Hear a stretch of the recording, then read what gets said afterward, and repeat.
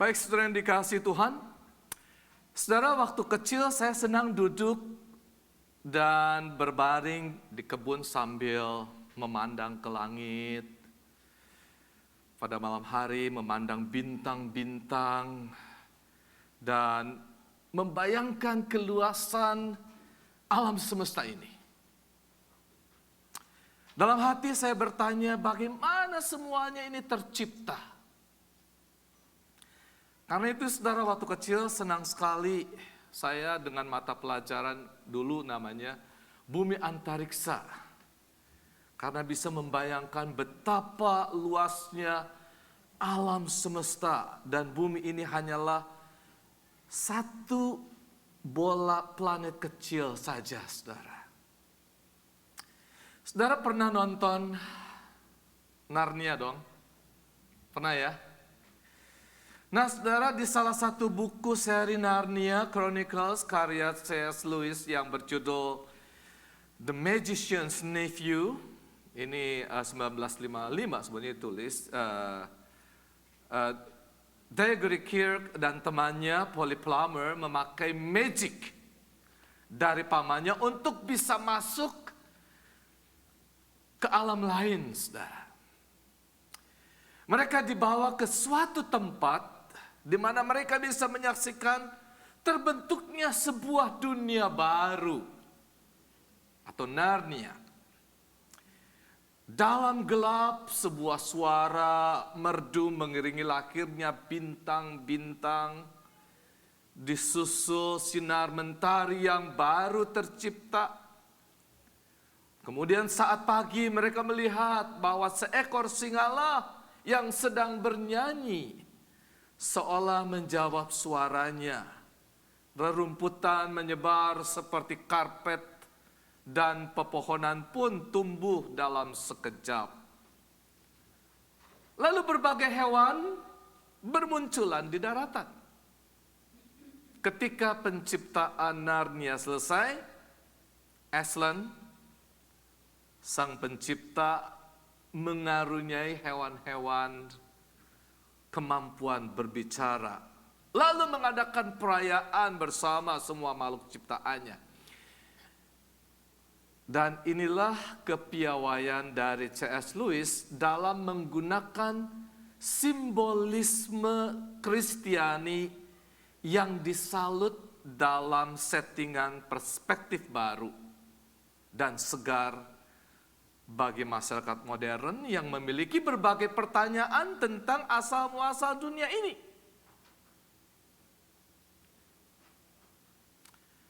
Dulu alam semesta kita ini tidak ada, gelap gulita, tidak ada benda, energi maupun waktu.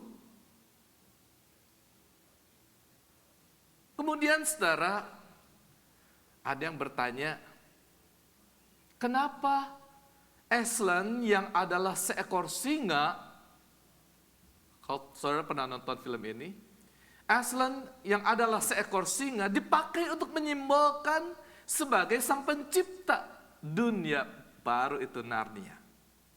Di mana nilai Kristianinya? Bahkan ada yang mengulas 7 times Jesus shows up in Narnia. Wah, saudara. Jadi dalam kisah Narnia itu 7 kali Yesus itu muncul, saudara, dalam kisah Narnia. Sebenarnya saudara, di dalam Alkitab singa itu dipakai untuk menjadi simbol keberanian dan kepahlawanan Yehuda. Dalam ucapan berkat Yakub sebelum meninggal, dia menyebut Yehuda anaknya itu dengan simbol singa. Saudara bisa baca dalam Kejadian 49 ayat 9. Secara khusus simbolisasi ini juga dikenakan kepada Yesus di dalam Wahyu 5 ayat 5. Kalau saudara baca. Saya akan bacakan bagian ini saudara. Jangan engkau menangisi, sesungguhnya singa dari suku Yehuda, yaitu tunas Daud telah menang. Sehingga ia dapat membuka gulungan kitab itu dan membuka ketujuh meterainya. Jadi Yesus itu dipakai simbol singa dari Yehuda. Dan tentu saudara dalam penuturan Yohanes, kita tahu bahwa Yesus yang adalah Sang Firman, Disebutkan dalam Yohanes 1 ayat 1 sampai 3 demikian. Pada mulanya adalah firman, firman itu bersama-sama dengan Allah dan firman itu adalah Allah. Ia pada mulanya bersama-sama dengan Allah. Segala sesuatu dijadikan oleh Dia dan tanpa Dia tidak ada satupun yang telah jadi dari segala yang telah dijadikan. Jadi kenapa C.S. Lewis itu menggunakan Aslan itu singa? Karena dia menjadi simbol dari Yesus itu sendiri. Nah, saudara yang dikasihi Tuhan, menurut saudara kira-kira berapa usia dari bumi kita ini, saudara?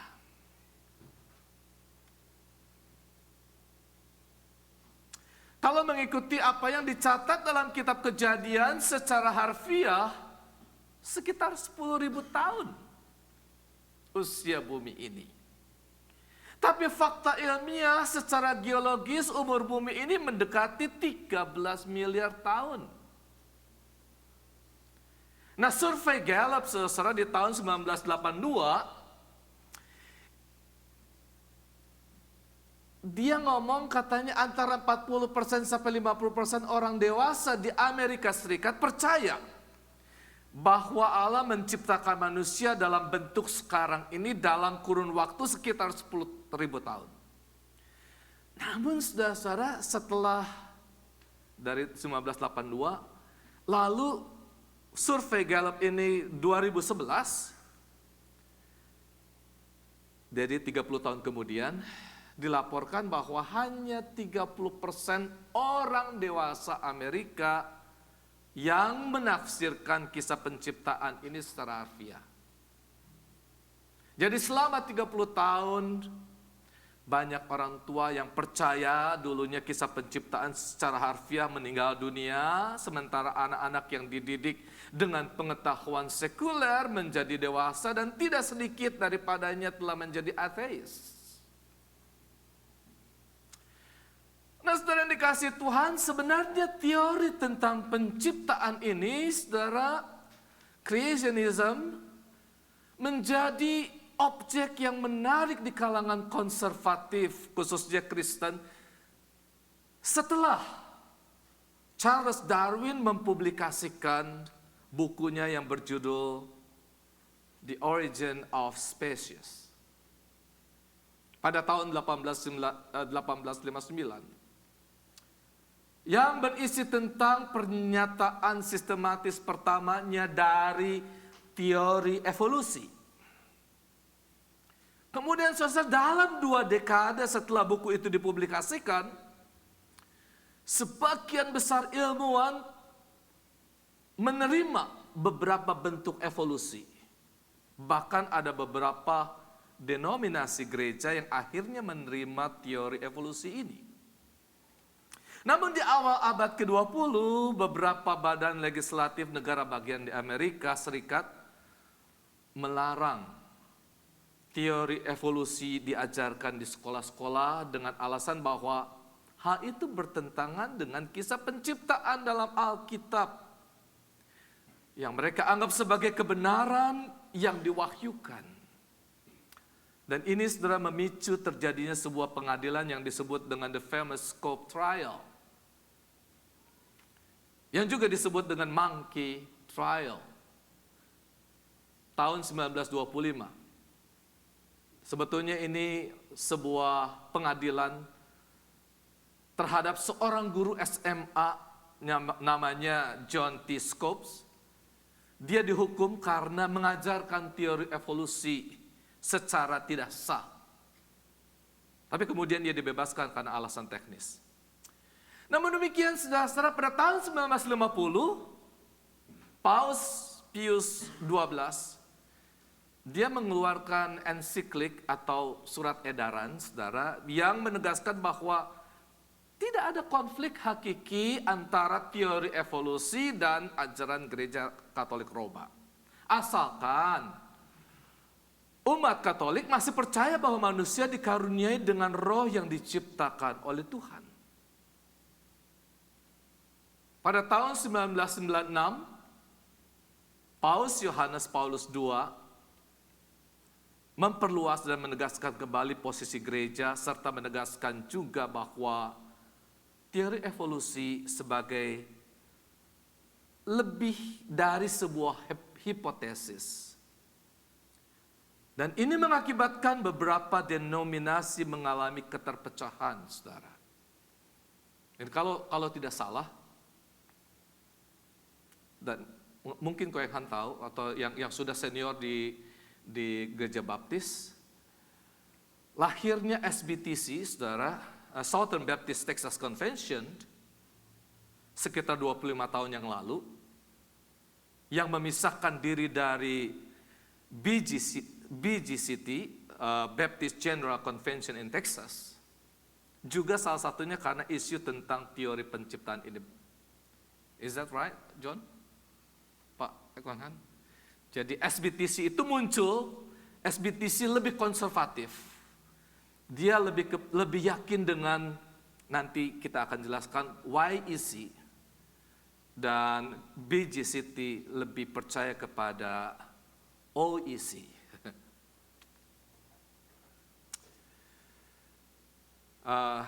Namun saya berharap FABC akan tetap bersatu setelah mendengar khotbah hari ini, saudara, dengan pertolongan Roh Kudus. Nah, saudara yang dikasihi Tuhan, topik kali ini lebih menyoroti dua teori yang tampak saling kontradiktif, yaitu teori YEC, Young Earth Creationism, dan teori OEC, Old Earth Creationism. Apa dan bagaimana isi teori YEC ini? Saya coba jelaskan saudara. Kedua teori ini sekilas saja, dan saya berusaha menghindari uraian-uraian yang bersifat teknis, akademis, karena ini bukan kuliah geologi, arkeologi, ataupun teologi, saudara. Ini khotbah. Jadi saudara, pada dasarnya, kelompok yang menganut teori YEC itu mengadopsi metode penafsiran Alkitab yang memperhitungkan usia bumi ini tidak lebih dari 10.000 tahun. 6 hari penciptaan yang dijelaskan dalam kitab Kejadian, yang masing-masing berlangsung selama 24 jam atau 1 hari, seperti yang kita tadi sudah baca panjang. Dan dikatakan dalam Mazmur 90 ayat 4, sebab di matamu 1000 tahun sama seperti hari kemarin, apabila berlalu, atau seperti suatu giliran jaga di waktu malam. Juga dalam surat 2 Petrus 3 ayat 8, akan tetapi saudara-saudara yang kekasih, yang satu ini tidak boleh kamu lupakan, yaitu bahwa di hadapan Tuhan 1 hari sama seperti 1000 tahun. Dan 1000 tahun sama seperti 1 hari. Karena itu saudara-saudara, kelompok YEC meyakini bahwa proses penciptaan bumi dan segala isinya terjadi sekitar 6.000 tahun saja. Dan ini proses selama 6.000 tahun ini terjadi secara supranatural. Karena intervensi Tuhan secara langsung di dalam proses penciptaan alam semesta ini. Kelompok YEC ini meyakini bahwa evolusi geologis dan biologis terjadi secara alamiah setelah proses supernatural ini terjadi. Jadi ada evolusi tetapi setelah. Dengan kata lain, saudara, usia bumi ini masih muda. Kalau dihitung sampai sekarang, ya sekitar 10.000 tahun. Tentu argumentasi ini, saudara, berbeda dengan fakta ilmiah yang ditemukan dan kita dapatkan lewat ilmu pengetahuan, bukan? Di mana usia bumi diperkirakan sudah berumur 13 miliar tahun. Henry M. Morris lahir dan dibesarkan di Texas pada tahun 1920-an dan 1930-an lulusan dari Rice University, bidang teknik sipil. Di pertengahan abad 20 yang memulai teori YEC ini, saudara, dengan istilah creation science. Jadi dia menjadi tokoh dari YEC ini, yang pada dasarnya meyakini bahwa proses penciptaan itu terjadi secara supranatural lebih dulu. Tidak ada proses evolusi geologis, itu tidak ada. Karena Allah atau Tuhan intervensi secara supranatural sehingga proses penciptaan 6 hari atau 6.000 tahun itu terjadi. Teori yang Earth Creation ini merupakan contoh doktrin penciptaan khusus di mana di dalamnya melibatkan intervensi ilahi secara langsung dan mengesampingkan hukum alam yang membutuhkan waktu sangat lama untuk mencapai hasil tertentu, karena evolusi itu butuh miliaran tahun, jutaan tahun. Dan doktrin YEC ini bertentangan dengan pandangan umum di kalangan evolusionis teistik, bahwa Tuhan dapat bekerja melalui hukum alam menurut mereka. Tentu, saudara-saudara, tetapi itu tidak diyakini oleh YEC. Teori YEC ini dipandang sebagai pseudo-scientific yang disebut dengan creation science, yang mendasarkan kepercayaan religius pada ciptaan yang supernatural, baru kemudian secara geologis terjadi.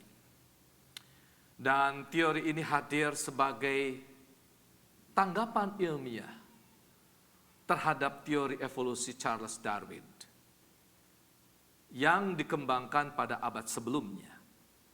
Nah, kelompok YEC ini meyakini bahwa peristiwa-peristiwa yang berkaitan dengan penciptaan supernatural ini dapat dibuktikan dengan menggunakan metode ilmiah. Namun demikian, saudara, banyak ilmuwan yang menyatakan bahwa, ya ilmuwan sekuler, bahwa creation science itu sendiri tidak ilmiah dalam konsep maupun metodologinya, yaitu menurut mereka. Saudara, sekali lagi dapat dikatakan bahwa kelompok YEC ini itu adalah satu gerakan creationist yang sangat terorganisir. Saudara, ada 2 lembaga yang giat membahas dan mengembangkan YEC ini, yaitu Answers in Genesis, ya, lembaga ini. Dan ada dia ada museumnya, ya, Museum Bahtera Nuh itu, Noah's Ark. Dan lembaga yang kedua itu adalah Institute for Creation Research, ICR. Mereka memproduksi majalah, situs web, buku, video untuk khalayak umum, serta menerbitkan jurnal yang melaporkan apa yang disebut dengan ilmu penciptaan atau creation science. Dan pada Mei 2007, saudara, Answer in Genesis membuka museum penciptaan yang bernilai jutaan dolar. Sebetulnya saya kepengen ke sana nih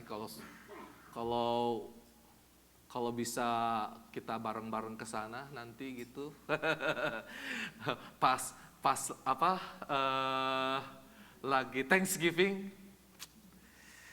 Kepengen ke Kentucky, lihat ini di Kentucky, dan yang bertujuan untuk menarik khalayak luas. Dan Institute for Creation Research yang di bawahnya itu, saudara, didirikan oleh Henry Morris pada tahun 1970 dan mengoperasikan Museum of Creation and Earth History di Santee, California. Dan saudara-saudara, 2 bulan lalu Sugar Grove Church di sini itu membuat seminar untuk remaja pemuda yang berjudul Genesis Apologetics. Saudara, di sana saudara di luar bisa ambil ini, walaupun punya Sugar Grove, tapi saudara boleh ambil. Ini salah satu materi yang disampaikan adalah memperkenalkan dua organisasi di atas ini, Answer in Genesis dan Institute for Creation Research. Dan tulisan-tulisan yang berasal dari kelompok YEC ini cenderung berfokus pada upaya menjelaskan kelemahan-kelemahan dan kekeliruan banyak ilmu pengetahuan modern tentang teori penciptaan. Dan sebagai contoh, saudara, kelompok YEC ini menghabiskan banyak upaya untuk menjelaskan mengapa si bumi tidak mungkin berusia 4,5 miliar tahun. Jadi mereka berusaha menjelaskan ini. Dan mereka juga membuat argumen tentang bahtera Nuh dan terjadinya air bah di seluruh dunia 5.000 tahun yang lalu itu, saudara. Jadi mereka berusaha untuk menjelaskan itu. Nah, jadi upaya utama WEC ini adalah untuk menjelaskan bagaimana 15 juta atau lebih spesies yang hidup saat ini adalah hasil perkembangan dari jumlah jenis yang jauh lebih kecil yang mereka yakini diciptakan dalam kitab Kejadian, yang diceritakan dalam kitab Kejadian. Dan proyek ini kadang-kadang disebut sebagai baraminologi. Baraminologi dinamai menurut kata Ibrani, saudara, bara itu yang secara tradisional diterjemahkan menurut jenisnya, according to their kinds. Seperti diungkapkan dalam Kejadian 1, 24, 25, saya bacakan ini, saudara. Berfirmanlah Allah, hendaklah bumi mengeluarkan segala jenis makhluk hidup, ternak dan binatang melata, dan segala jenis binatang liar. Dan jadilah demikian. Itu yang dipakai kata baraminologi. Jadi prinsip utama WEC adalah bahwa evolusi hanya mungkin terjadi di dalam jenis ciptaan ini. Suatu bentuk evolusi yang mereka sebut dengan hanya evolusi mikro. Sementara evolusi yang makro itu atau yang tidak mungkin antar jenis yang mereka bedakan secara evolusi makro itu. Dan dua istilah ini dipakai oleh komunitas WEC. Sekalipun istilah evolusi mikro atau evolusi makro itu tidak pernah dipakai di dalam teori evolusi. Baik, saudara, kalau begitu sekarang pertanyaan berikutnya adalah bagaimana dengan teori OEC? Old Earth Creationism. Secara sedikit berbeda dengan YEC, kelompok yang menganut teori OEC ini, dia lebih dapat mencari kesesuaian konsensus dengan ilmu-ilmu lain seperti ilmu fisika, kimia, geologi, berkenaan dengan usia bumi ini. Tapi, saudara-saudara, OEC itu sama seperti YEC dalam beberapa hal menolak makroevolusi. Dan kemudian mengklaimnya secara biologis tidak mungkin atau tidak dapat dipertahankan dan tidak didukung oleh catatan fosil. Dan konsep keturunan universal dari nenek moyang universal terakhir itu yang nanti kita di dua minggu lagi, saudara, kita akan membahas tentang teori evolusi ini. Minggu depan teori evolusi ya. Dan bagaimana implikasinya terhadap teologi. Nah, para pendukung OEC ini, saudara, percaya bahwa kitab Kejadian dapat ditafsirkan secara kiasan. Dan mereka bisa menerima umur bumi dan alam semesta menurut perkiraan ilmiah saat ini. Salah satu bentuk teori yang mereka kembangkan disebut dengan gap creationism, di mana mereka percaya, saudara, bahwa di sini jadi ada beberapa yang masuk di dalam Old Earth itu Ada gap creationism, day age creationism, ada progressive creationism, theistic evolution, dan seterusnya. Nanti saya hanya akan mengambil dua saja, gap creationism sama progressive creation. Gap creationism di mana mereka percaya bahwa periode pencipta 6 hari, seperti yang dijelaskan dalam kitab Kejadian pasal 1, mereka percaya itu secara harfiah, tetapi ada celah waktu atau gap antara dua ciptaan yang berbeda dalam ayat 1 dan ayat 2. Jadi kalau saudara baca di dalam Alkitab, ayat 1, ayat 2, saya bacakan saudara dalam bahasa Indonesia. Pada mulanya Allah menciptakan langit dan bumi, bumi belum berbentuk dan kosong, gelap gulita menutupi samudra raya, dan roh Allah melayang-layang di atas permukaan air. Ini satu proses penciptaan yang dan antara bagian ini dengan 6 hari penciptaan itu ada gap waktu, celah waktu yang mungkin usianya miliaran tahun. Dan itu OEC bisa menerima. Nah, peristiwa bagian awal ini belum dimulai perhitungan hari proses penciptaan. Di dalamnya terdapat gap celah waktu untuk masuk ke dalam proses penciptaan hari pertama di ayat 3 sampai 5. Yang di situ mulai dihitung kira-kira juga menjadi sama seperti YSC, 6.000 tahun. Jadi dia mengenal istilah gap creationism. Jadi kalau dikatakan di ayat 3 sampai 5,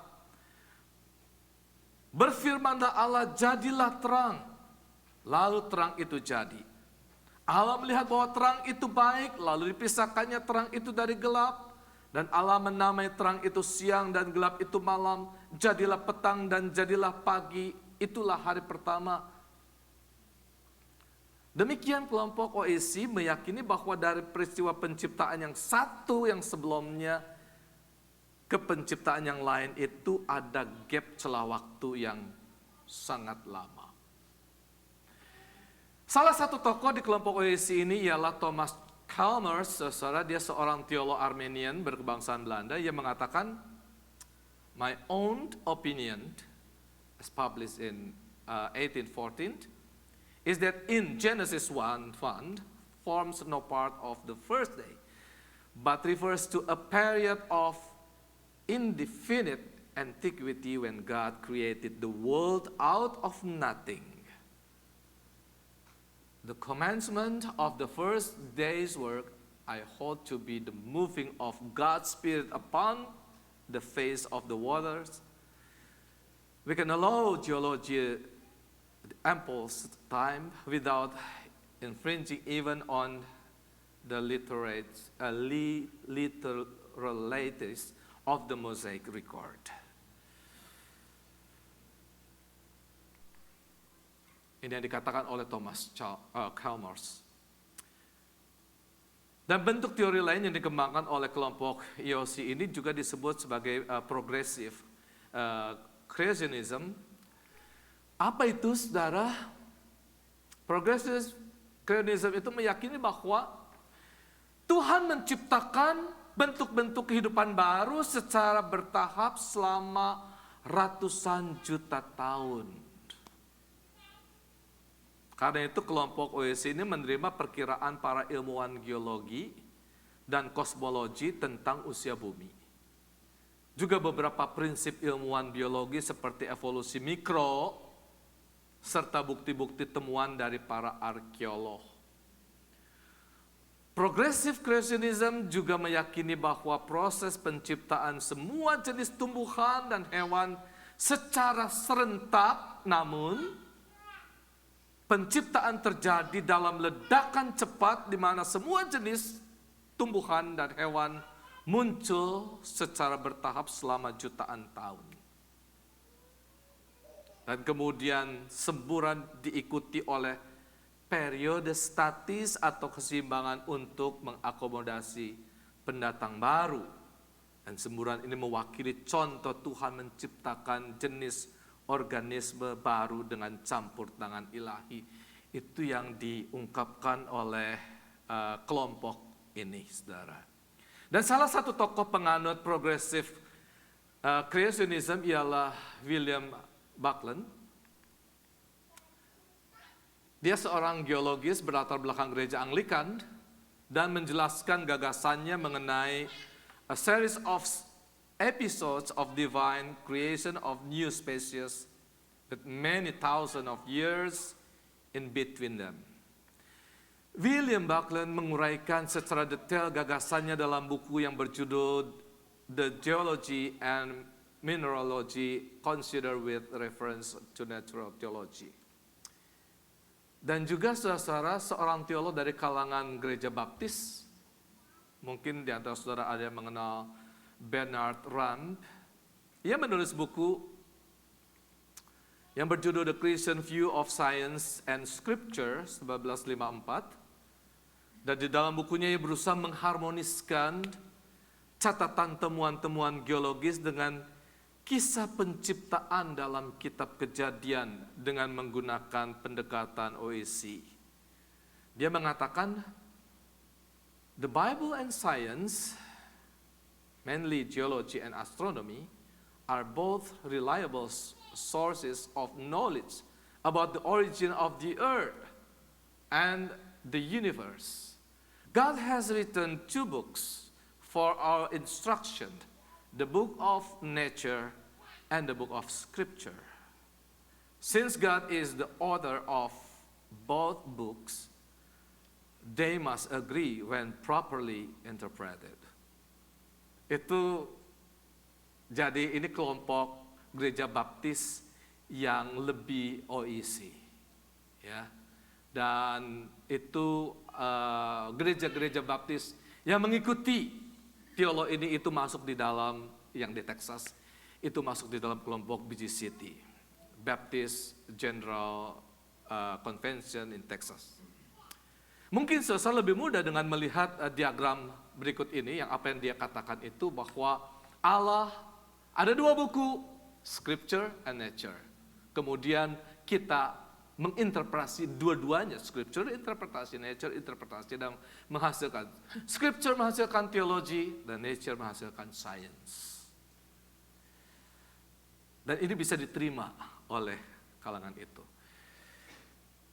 Setelah dikasih Tuhan, demikianlah sekilas tentang 2 teori berkenaan dengan masalah penciptaan. Apa dampaknya dari teori YFC dan OEC terhadap pemikiran teologis, saudara?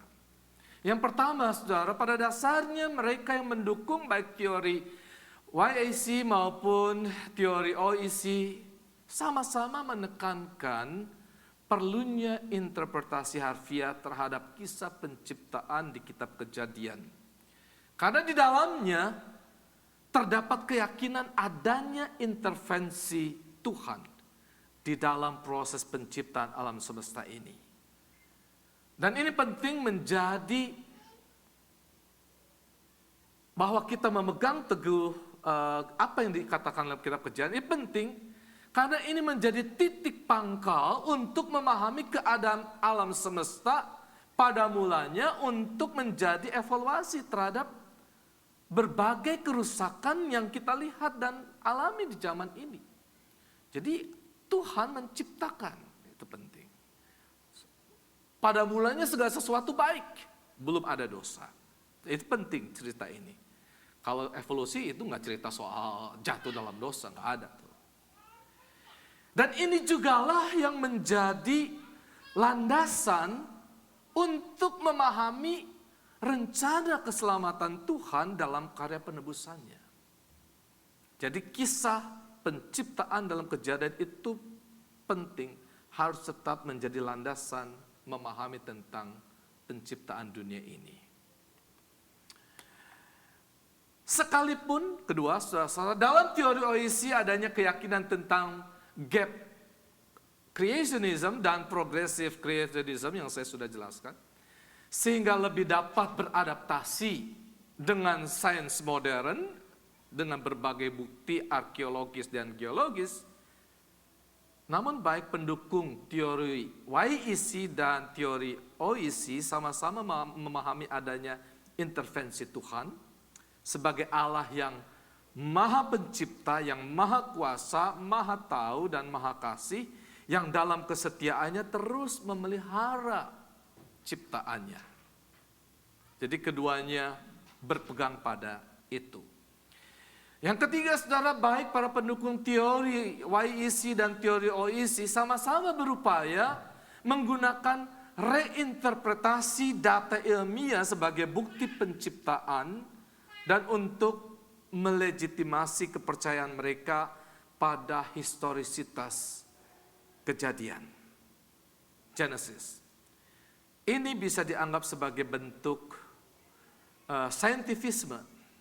Namun demikian, saudara, teologi YEC lebih berkonsentrasi pada kejatuhan sebagai penyebab kejahatan dan resolusi eskatologis dari penderitaan. Itu yang diungkapkan di dalam YEC. Yang keempat, saudara, para pendukung teori YEC berpendapat bahwa teori evolusi dan iman Kristen sebagai sebagian besar tidak dapat dipadukan.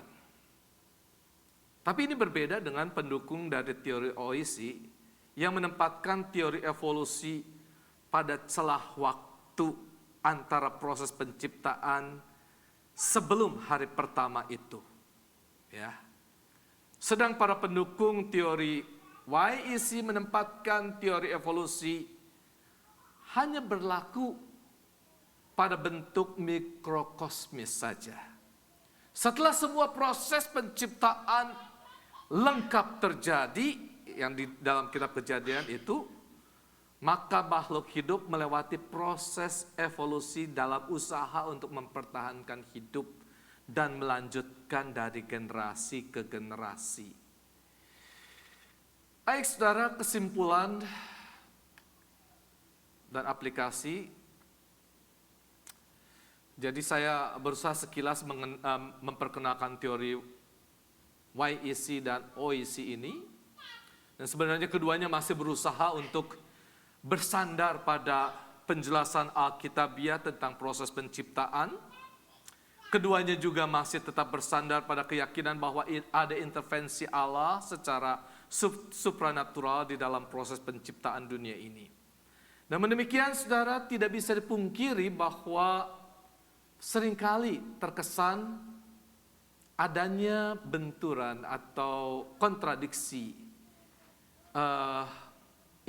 pengetahuan yang dipaparkan Alkitab, khususnya di dalam kitab Kejadian, dengan informasi pengetahuan yang diperoleh baik kita maupun anak-anak kita melalui proses pendidikan yang didasarkan pada ilmu pengetahuan modern. Tentu, saudara, baik diri kita maupun anak-anak kita bisa melihat bahwa kedua sumber informasi ini seharusnya tidak saling berbenturan.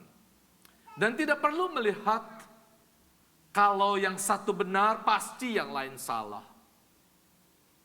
Namun demikian, saudara, kita tidak perlu berspekulasi juga terlalu jauh seperti kelompok OEC ini, sehingga menduga-duga dengan menerbitkan teori spekulatif gap creationism ini. Namun demikian, saudara, sekalipun dalam taraf tertentu memang makhluk hidup mampu beradaptasi demi mempertahankan hidup, atau dengan istilah sainsnya itu menggunakan kata berevolusi, namun bukanlah evolusi makro sebagaimana dipahami oleh dalam teori Darwin, saudara. Jadi sekali lagi nanti minggu depan kita akan coba mengupas ini dan implikasinya terhadap teologi. Saudara yang dikasihi Tuhan, sebagai orang tua, seringkali kita menghadapi pertanyaan-pertanyaan dari anak-anak yang membutuhkan jawaban-jawaban logis dan masuk akal Sekalipun saudara tentu persoalan-persoalan teologis tidak selalu bisa terjawab dengan akal sehat dan masih menyisakan banyak misteri. Namun demikian saudara, sedapat mungkin kita dapat menjawabnya dan mengkaitkannya dengan kebenaran firman Tuhan. Dan tidak dapat dipungkiri bahwa data-data berdasarkan penelitian sains dapat disimpulkan sebagai sebuah kebenaran. Namun demikian, sebagai orang percaya, kita pun harus memberi ruang kebenaran juga pada penyataan Allah yang berintervensi dalam kehidupan manusia, yang berkarya secara ajaib, yang mungkin tidak bisa dijelaskan secara nalar. Sebagai contoh, saudara, peristiwa tulah-tulah yang terjadi di Mesir sebelum Tuhan membebaskan umat Israel keluar dari tanah perbudakan untuk menuju ke tanah perjanjian. Banyak upaya-upaya spekulatif yang dilakukan untuk memberikan jawaban logis. Bagaimana tulah-tulah itu terjadi? Tentu saudara, upaya menjelaskan itu sah-sah saja, selagi di dalamnya kita tetap bisa melihat campur tangan Tuhan yang bekerja di tempat dan saat yang tepat dengan menggunakan fenomena-fenomena alam.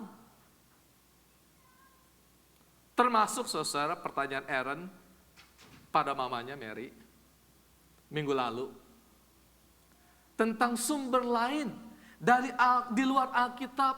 Wah, nanyanya sumber lain di luar Alkitab yang membuktikan bahwa orang-orang Israel menyeberangi Laut Merah. Mana? Ini seorang anak, saudara bisa nanya gitu sama mamanya. Saudara, memang di era modern, banyak informasi kita bisa akses melalui Google. Tapi bukan berarti jawaban dari Mbah Google ini adalah segala-galanya, saudara. Kita justru perlu menolong anak-anak kita juga mencari jawabannya di dalam firman Tuhan, agar mereka tidak kehilangan landasan iman. Dan hati-hati saudara, jangan sampai karena kita pusing menjawab, udah cari di Google aja. Lalu anak-anak kita lebih percaya kepada Mbah Google daripada Alkitab. Itu bahaya, saudara. Kadang-kadang kita menjumpai seakan-akan ada pergeseran pemahaman di perjanjian lama ke perjanjian baru. Demikian pula aplikasinya di zaman modern.